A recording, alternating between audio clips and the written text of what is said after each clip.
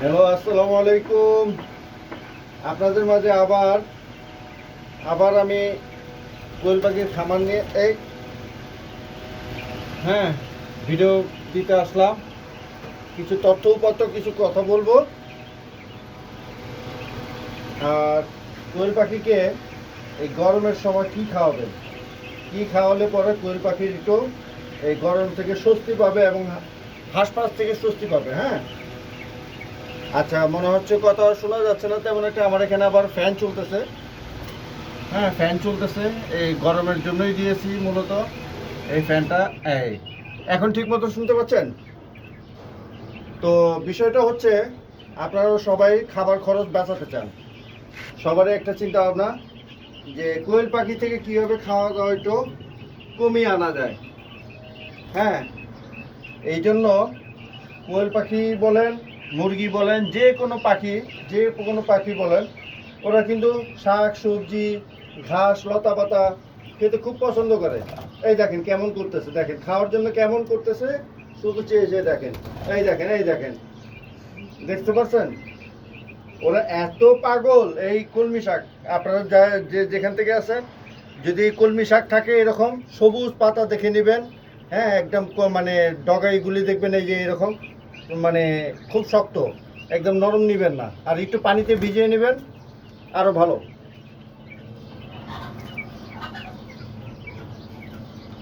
এই হলো, এইভাবে বেঁধে দিবেন। হ্যাঁ, কোনো কিছুর সাথে এইভাবে বেঁধে দিবেন, দেখবেন কিভাবে লাফিয়ে লাফিয়ে খাবে। দেখেন, আপনারা দেখেন। তো এই জিনিসগুলি ফলো করলে হয় কি, আপনার খাবার খরচটা আপনাদের অনেকাংশে কমে যাবে এবং পাখি সুস্থ থাকবে। এই গরমের ভিতরে পাখিগুলি সুস্থ থাকবে, ওদের হজম প্রক্রিয়াটা খুব ভালো থাকবে। এই শাক সবজি খাওয়ালে ওদের হজম প্রক্রিয়াটা খুব ভালো থাকে। তখন ডিমের পার্সেন্টেজ আপনার এমনিতেই বেড়ে যাবে।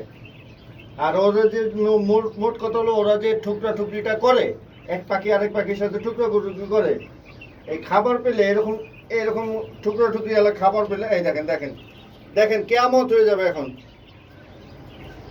আপনারা দেখেন এরা কিভাবে কিভাবে যে ওরা এই পাতা খায়, এরা এত পছন্দ করে। এই যে এই যে এই যে দেখেন দেখেন দেখেন দেখেন দেখেন দেখেন দেখেন কি অবস্থা দেখেন। মুরগি মুরগি একদম মুরগি।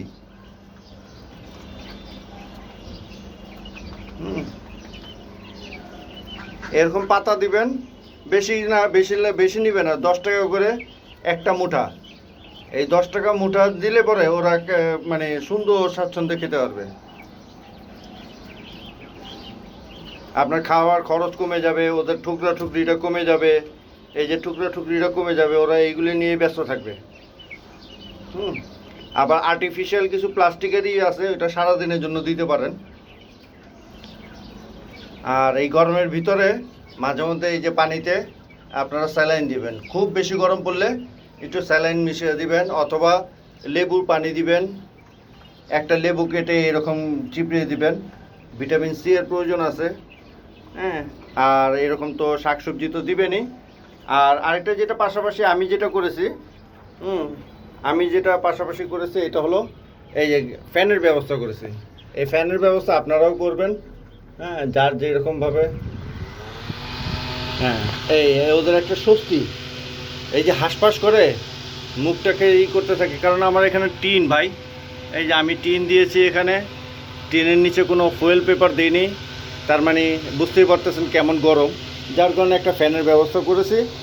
তো বিষয়টা হচ্ছে, আপনার কোয়েল পাখি পালতে গেলে, কোয়েল পাখি পালতে গেলে আপনার যত্ন নিতেই হবে। যত্ন ছাড়া কোনো উপায় নেই, কোনো রত্ন নাই। আপনি ওটার থেকে ডিমের আশা করবেন, পার্সেন্টেজ ভালো আসে না, কম আসে না। ডিমের পার্সেন্টেজ হিসাব করবেন, ডিম সুন্দর আসে না, ডিম ছোট আসে, এইগুলি হিসাব করবেন। আর ওখানে আপনি যত্ন নেবেন না, তা হবে না। আপনার যত্ন নিতে হবে যদি আপনি ডিমের পার্সেন্টেজ ভালো চান।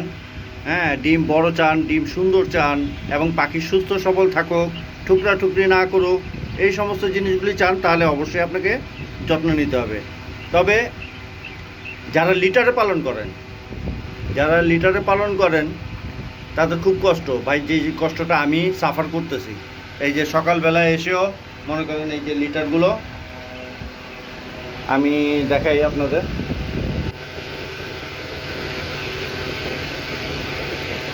এই যে লিটারগুলো এই আপনার বাসা থেকে বউয়ের কাছ থেকে নিয়ে আসছি চুরি করে। একটা পুরনো একটা খুন্তি ছিল, বাসা থেকে নিয়ে আসছি। এই খুন্তি দিয়ে কি করি আমি জানেন? এই যে এইভাবে, এই খুন্তি দিয়ে আমি এইভাবে করে উল্টে পাল্টে দিই।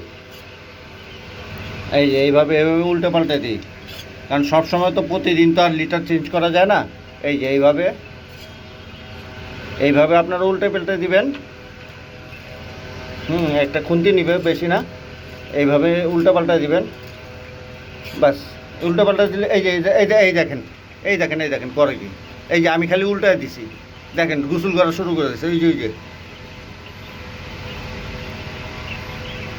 এই যে দেখেন কেমন গোসল করা শুরু করে দিছে। এইভাবে দেখা যায় কি এইগুলো শুকে যায়, বুঝছেন? আর না হয় কি, যারা লিটার পালন করেন তাদের একটা বড় সমস্যা কি, এই পাখির পায়ের মধ্যে, আমি দেখাই আপনাকে একটা পাখি ধরে।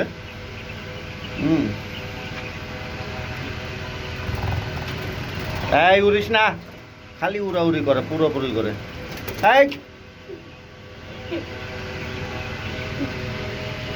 এই একটা পাখি ধরলাম, এই দেখেন পায়ের মধ্যে দেখেন। এই যারা লিটার পালন করেন তারাই একমাত্র বুঝবেন এই যে কষ্টটা। এই দেন আঙ্গুলগুলি সব এই লিটারে আটকে যায়। কেন আটকায়? লিটারে যে হাগামুতাগুলি করে না, এই যে হাগামুতাগুলি করে, এইগুলি আটকে যায়। তা আর এইগুলি যদি আপনারা উল্টা এরকম করে মাঝে মধ্যে একদিন পর 2 দিন পর এইভাবে উল্টায় দেন, একটা এরকম খুন্তি রাখবেন, খুরচুন রাখবেন, এরকম খালি নেড়ে চেড়ে দিবেন, তাতে হবে কি এগুলি শুকে যাবে। ওরা গোসল যখন করবে, এগুলো লাড়াচাড়া করবে, তখন দেখবেন মানে শুকে গেছে। তো ওরা খেতে পারছে না, ওদের খাওয়াতে খুব ডিস্টার্ব করতেছি, উড়াউড়ি ঝাপাঝাপি করতেছে। আর আমার এই পাখিগুলির জন্য আপনারা দোয়া করবেন যেন পাখিগুলিকে আমি সুস্থ রাখতে পারি। মোটামুটি একটু সুস্থ হয়েছে, আর সুস্থ হলে পরে বার হওয়ার জন্য দেখেন কিরকম ছটফট করতেছে।